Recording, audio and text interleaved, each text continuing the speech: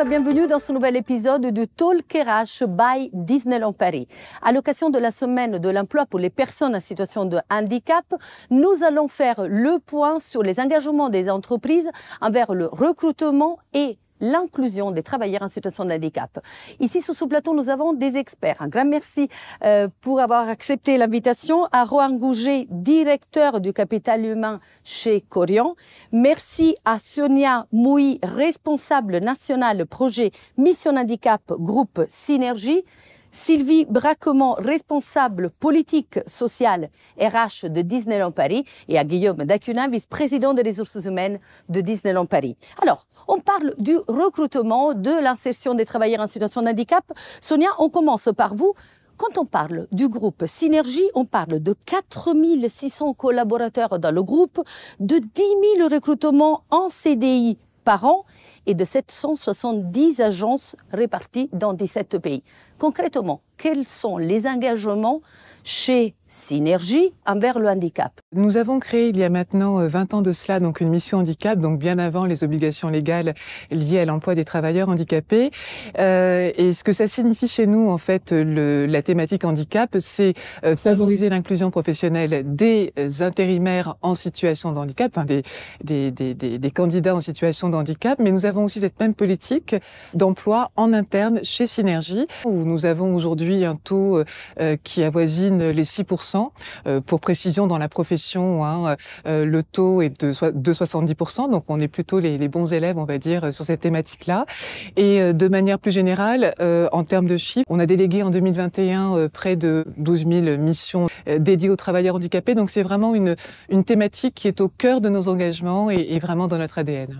Et dans le cadre d'une entreprise comme la vôtre, qui recrute pour d'autres prestataires, est-il beaucoup plus simple d'embaucher des salariés en situation de handicap sur des périodes courtes?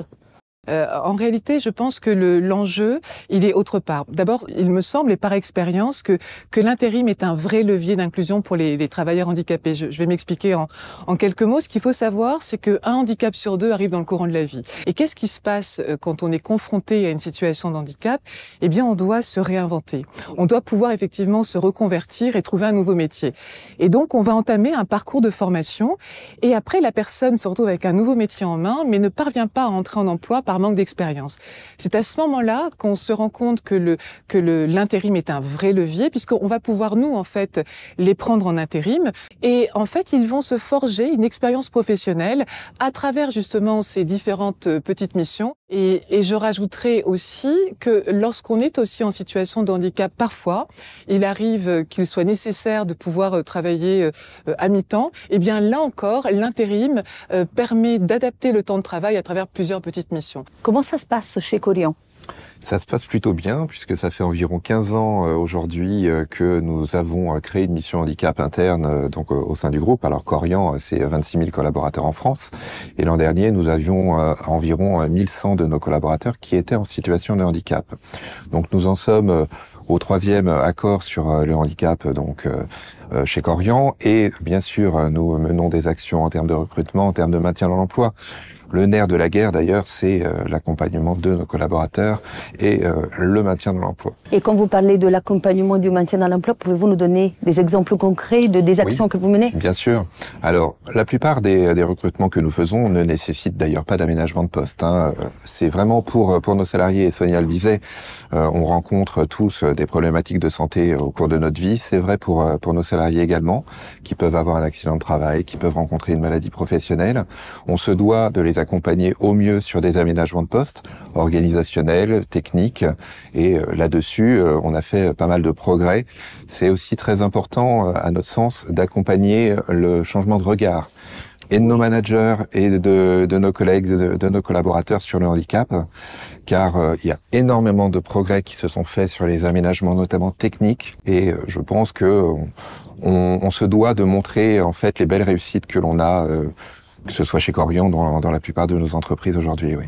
Et à propos de belles réussites, nous avons rencontré un salarié, Xavier, chez Korian, qui a témoigné justement de son intégration au sein du groupe. Voyons ensemble le reportage. Bonjour, je m'appelle Xavier. Je suis chef cuisinier au Mathurin de l'EHPAD Korian, les Mathurins à Bagneux.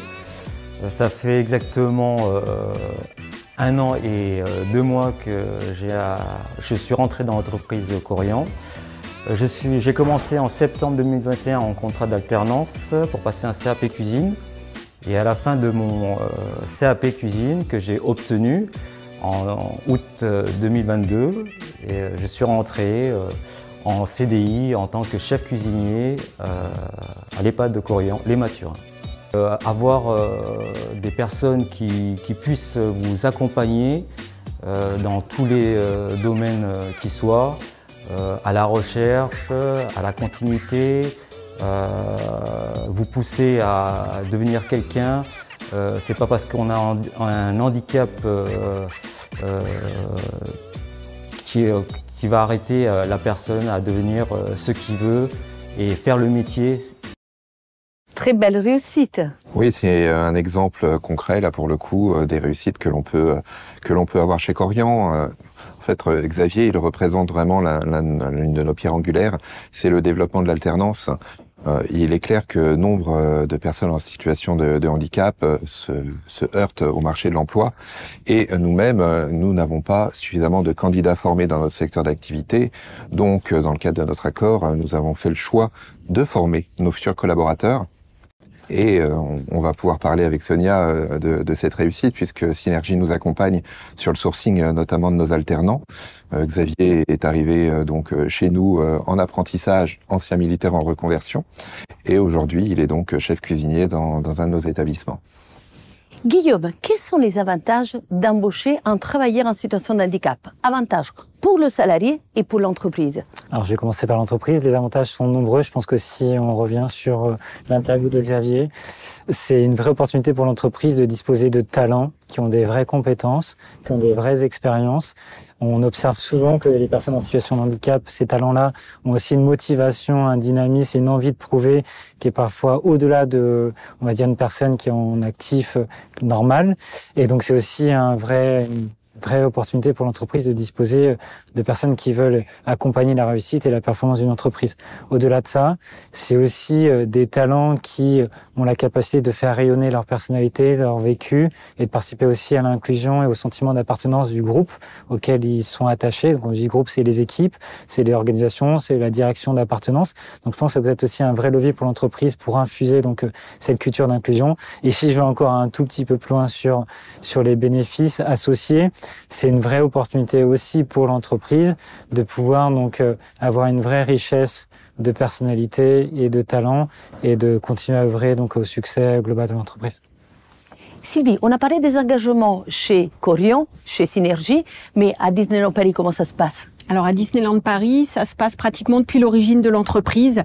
Le premier parc a ouvert en 1992 et l'année suivante, dès 1993, l'entreprise signait son premier accord avec ses partenaires sociaux et accord qui s'est accompagné de la mise en place d'une équipe dédiée, Mission Handicap, dont l'objectif est de recruter, d'aider et d'accompagner les collaborateurs en situation de handicap sur toute leur carrière et toute leur vie au sein de l'entreprise. Et quel est le taux d'emploi Alors aujourd'hui, on est très très fiers d'avoir un taux d'emploi à 6,34%. C'est vrai que c'est un taux qui est excellent compte tenu effectivement des spécificités qu'on a dans l'entreprise. Il faut savoir qu'on a un certain type de métiers sur lesquels on a besoin de capacités physiques particulières, donc qui ne sont peut-être pas toujours accessible à tous les salariés en situation de handicap. Donc on est très très fiers de nos 6,34%.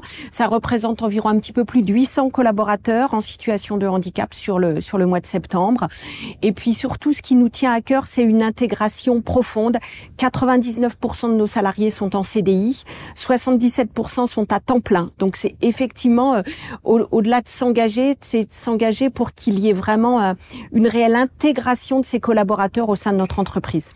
Vous avez parlé de fierté et justement, nous sommes allés à la rencontre de 4 salariés qui sont fiers de travailler à Disneyland Paris. Voyons ensemble le reportage signé Loïc Jacquet et Angélique Massard. Bonjour, je m'appelle Maude, j'ai intégré Disneyland Paris en 2018 grâce à un programme Passerelle qui est un programme d'insertion professionnelle. Je m'appelle Guillaume, je suis apprenti technicien au pôle fluide. Je m'appelle Tanguy, je suis commis de cuisine au Plaza Garden. Moi c'est Julie, je travaille en tant que vendeuse à la boutique World of Disney. Actuellement mon handicap ça se passe super bien au niveau de l'équipe, aussi bien au niveau des chefs. n'y a aucune différence avec mes collègues qui sont marchands ou pas. Dans la vie de tous les jours, grâce à mes collègues et à mon encadrement, je ne ressens absolument pas du tout mon handicap. Sinon, si je devais conseiller à une personne handicapée de venir travailler ici, je lui dirais de foncer tout simplement. Et que Disneyland Paris aujourd'hui fait beaucoup pour adapter les postes aux personnes en situation de handicap. Alors le conseil que je donnerais à une personne ayant mon handicap ou tout autre handicap, c'est de foncer. Disney est vraiment une entreprise incroyable pour tout porteur de handicap. Je dirais fonce, n'aie pas peur, reste toi-même et tout ira bien.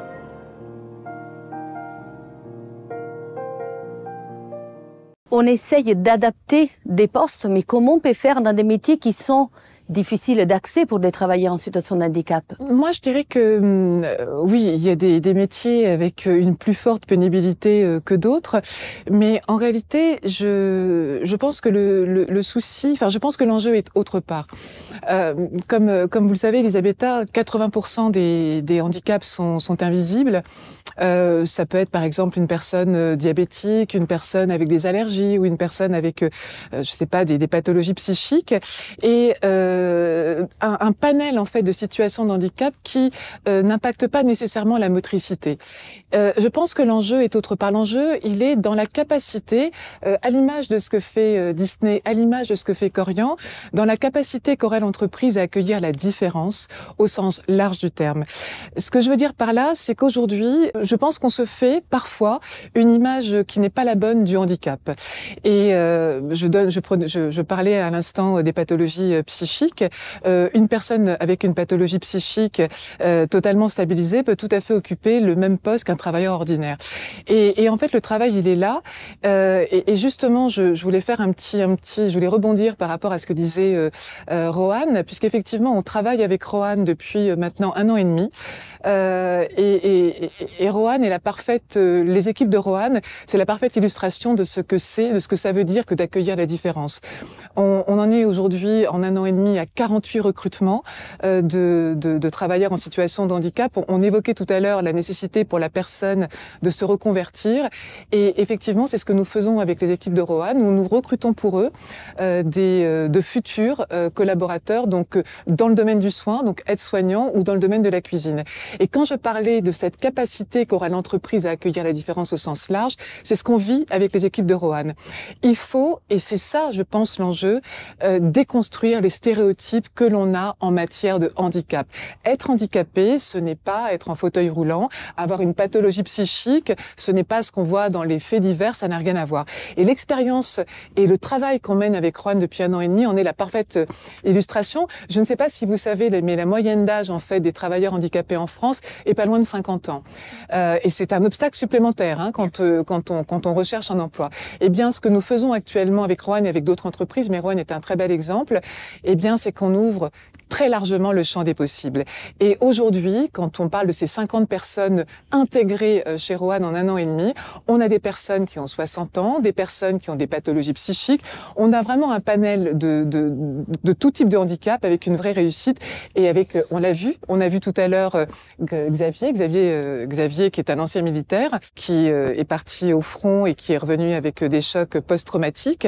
Eh bien, il travaille aujourd'hui, il est passé par Synergie, il travaille chez Rohan, chez Korian, et tout se passe très très bien. Donc je pense que l'enjeu, c'est surtout en fait intégrer l'idée qu'il faut accueillir la différence au sens large. Après, on peut mettre à la marge des aménagements de poste, mais comme vous le disiez, effectivement, c'est pas forcément nécessaire.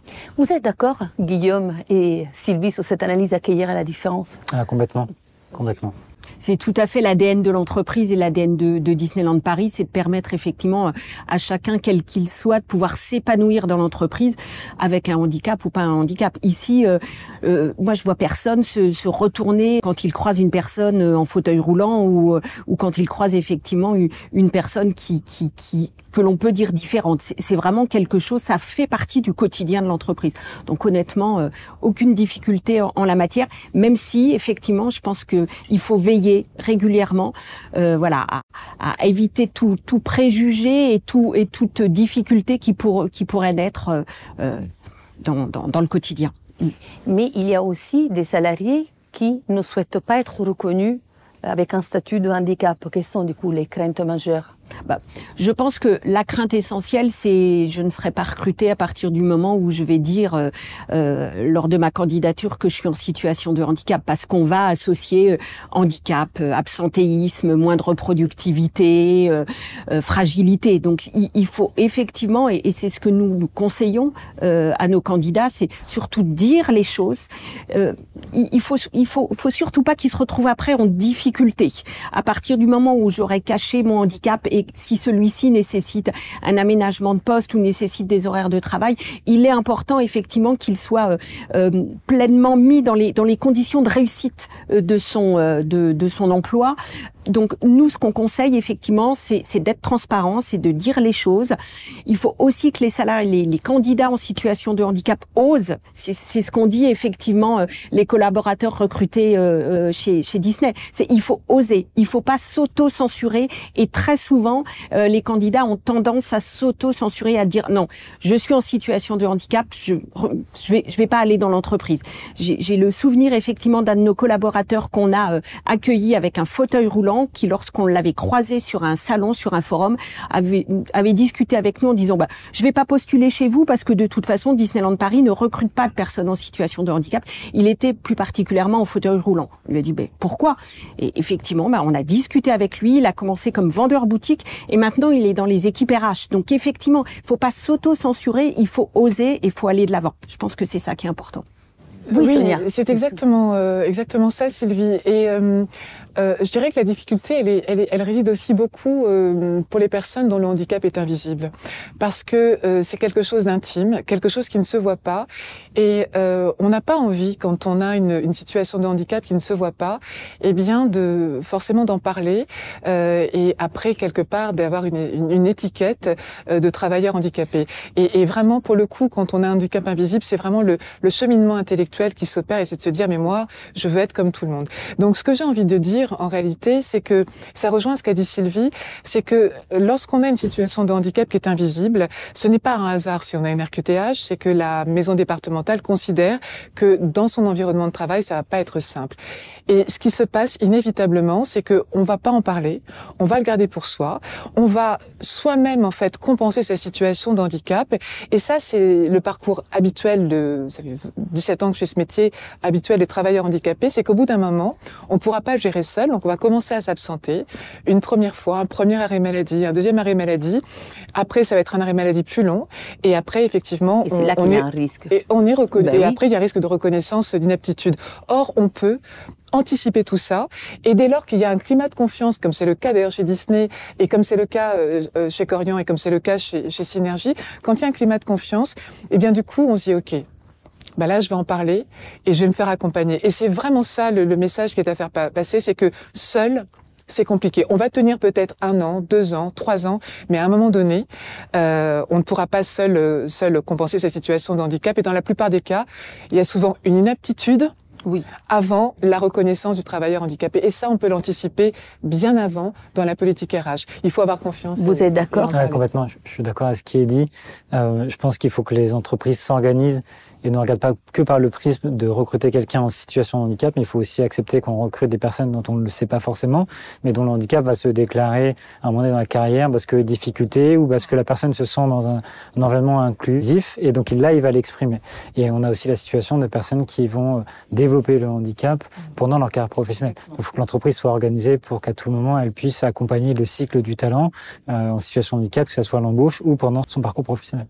On est à la fin de cette émission. Dernier mot pour vous, Rohan. Donc, par rapport à l'inclusion, est-ce que vous avez un mot à rajouter, justement? Oui, on a parlé en effet de la façon dont on allait rassurer nos candidats, rassurer également nos salariés sur le fait de se déclarer en situation de handicap. Plus largement sur l'inclusion, en fait, notre responsabilité, elle est que nos entreprises autour de la table soient à l'image de ce qu'on aimerait que la société soit, c'est-à-dire inclusive. Donc qu'on prenne en compte la différence sous toute son acception. On se parle du handicap aujourd'hui, on pourrait parler de toutes les différences. Et si on arrive à ce que nos entreprises soient en effet les plus inclusives possibles, fatalement, les candidats viendront à nous, fatalement aussi, les salariés seront très bien dans leur basket et pourront évidemment poursuivre leur carrière chez nous. Il faut absolument, en effet, qu'on sorte un petit peu de ces stéréotypes que l'on a encore parfois, notamment sur le champ du handicap. Oui. Merci beaucoup à Sonia, Guillaume, Sylvie et Rohan d'avoir participé à ce débat très intéressant. Nous vous donnons rendez-vous dans quelques mois pour un prochain épisode de Talk RH by Disneyland Paris. Entre-temps, continuez encore à suivre l'actualité de Disneyland Paris dans nos réseaux sociaux et à poster vos commentaires pour cette émission. À bientôt, merci.